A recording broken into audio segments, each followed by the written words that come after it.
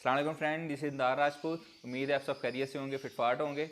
Health care series की पहली video के साथ हाजिर खिदमत है।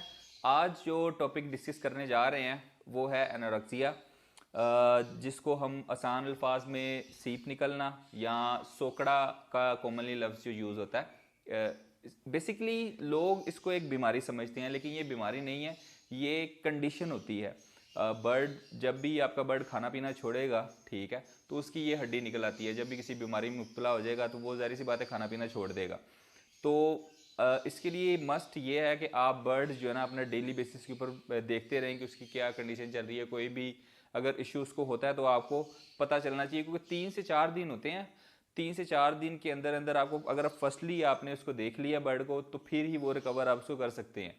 और इसके अंदर जो है ना बेसिकली ये इशू इसलिए आता है कि कई दफ़ा होता है कि हम वाइटामिन यूज़ करवा रहे होते हैं ब्रीडिंग सीजन में, वाइटामिन यूज़ करवा रहे हैं या उसके अलावा भी वाइटामिन यूज़ करवा रहे हैं, तो एक्स्ट्रा यूज़ करवा देते हैं वाइटामिन। और 2-4 दिन होते चले गए ने, कोई गल नहीं जी, वो खैर महीना यूज़ करवा दो। वो होता क्या है इसमें कि बोतल के ऊपर स्पेसिफिकली मेंशन होता है कि आपने इतने दिन और इतनी डोजेज है ये यूज़ करवानी है, लेकिन हम कहते हैं कि चलो कोई गल नहीं। लेकिन इसमें वो बर्ड की हेल्थ के ऊपर बहुत ज़्यादा इश्यूज आते हैं।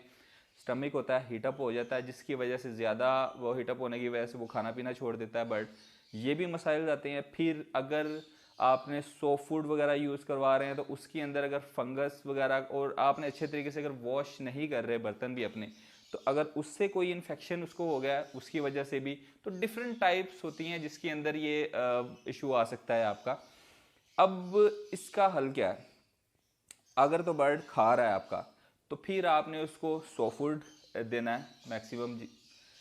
दालें आप दे सकते हैं। देन उसके बाद कौन सबसे अच्छा सोर्स है वो आप दे सकते हैं बर्ड को। देन उसके बाद जो है इसमें आपने, अगर तो वो खा रहा है तब ये चीज़ें देनी है। उसके साथ इलेक्ट्रोलाइट बहुत ज़रूरी है, वो आप यूज़ करवाएं। स्पार्क सबसे अच्छा इलेक्ट्रोलाइट है, वो आप यूज़ करवाएं। इसमें 4 से 5 दिन की वो दें।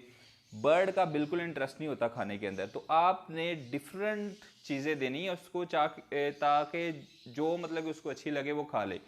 अगर तो ये खा रहा है तो ये सारी चीज़ें आप उसको दे सकते हैं। दाना जो है आपने उसके अंदर फैटी सीड कुछ भी नहीं देना, आपने सिंपल दाना करने, कंगनी, गोल कंगनी, देसी कंगनी वगैरह ये आपने उसको देनी है। अगर तो ये खा रहा है तो फिर आपने ये सारी चीज़ें देनी है। अगर बर्ड खाना नहीं खा रहा, देन आपने उसको हैंड फीड करवानी है।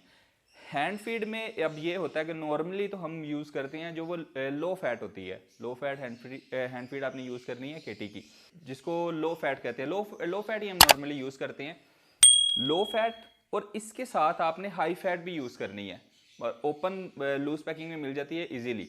तो आपने करना ये है कि 3 स्पून आपने लेने हैं लो फैट के और 2 स्पून उसमें हाई फैट के मिक्स करके उसकी आपने हैंड फीड करवानी है बर्ड को, ठीक है। और ये आपके बर्ड को बड़ी जल्दी रिकवर, क्योंकि उसकी पहले सीप निकली हुई है, फैट की उसकी ज़रूरत है, तो हाई फैट भी आप उसमें उसकी फीड के अंदर मिक्सअप करेंगे तो काफ़ी उसका अच्छा रिजल्ट है। अच्छा, इसमें एक लोग जो होते हैं ना, अगर आपका बर्ड खाना पीना शुरू नहीं किया तो बड़ा बेसब्रा, मतलब कि पेशेंस नहीं है बंदे के अंदर, तो उसको करते ये है कि आप और मेडिसिन कुछ ना कुछ और देते हैं। ये बड़ा आराम आराम से स्लोली बेस्ड प्रोसीजर है। आपने बस इसमें ये ध्यान रखना है कि आप बर्ड खाना पीना स्टार्ट कर जाए, थोड़ा थोड़ा खाएगा और वो रिकवर होता जाएगा। कुछ बर्ड्स होते हैं बहुत जल्दी रिकवर हो जाते हैं इसके अंदर, कुछ बर्ड होते हैं वो थोड़ा टाइम लेते हैं, ठीक है। तो आपने बिल्कुल सब्र से काम लेना है और इसकी आहिस्ता आहिस्ता आहिस्ता डेली बेसिस के ऊपर देखते रहना है उसको कि कैसी प्रोग्रेस है उसकी, ठीक है। उस लिहाज से आपने 2 टाइम हैंड फीड कर रहे हैं या 3 टाइम हैंड फीड कर रहे हैं, फिर 2 टाइम पे ले आना है, फिर 1 टाइम पे ले आना है, तो आहिस्ता आहिस्ता जो है वो अपनी रिकवर करता जाएगा और प्रोसीजर जो है ना वो उसका वो बेहतर हो जाएगा। निज़ाम इंतज़ाम उसका जो है वो ठीक हो जाएगा। दैन उसके बाद आप उसको जो है फैटी सीड्स भी डाल सकते हैं और जो दूसरी चीज़ें हैं वो भी एक्टिव कर सकते हैं। तो बेसिकली इसमें और भी जिसकी वजह से ये इश्यूज आता है, कई दफ़ा होता है कि हम 4-5 दिन का दाना इकट्ठा पोर्ट में डाल दिया बर्ड्स के लिए।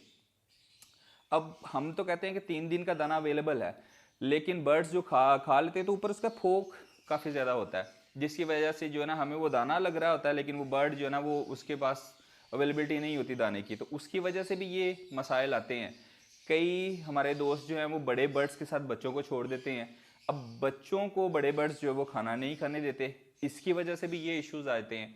तो कॉमनली काफ़ी ज़्यादा ऐसे छोटे छोटे मसाइल हैं जो डेली बेसिस के ऊपर हमें पता होते हैं, लेकिन हम वो नेग्लिजेंसी की वजह से वो इग्नोर कर जाते हैं। तो काइंडली अपने बर्ड्स का ध्यान रखें, और उम्मीद है कि आपको इस टॉपिक से मज़ा आया होगा। उम्मीद है नेक्स्ट टॉपिक के अंदर ज़रूर आपसे दोबारा कोई अच्छी चीज़ें और कोई मज़ीद बीमारियों के बारे में डिस्कस किया जाएगा। Thank you so much. अल्लाह हाफिज़।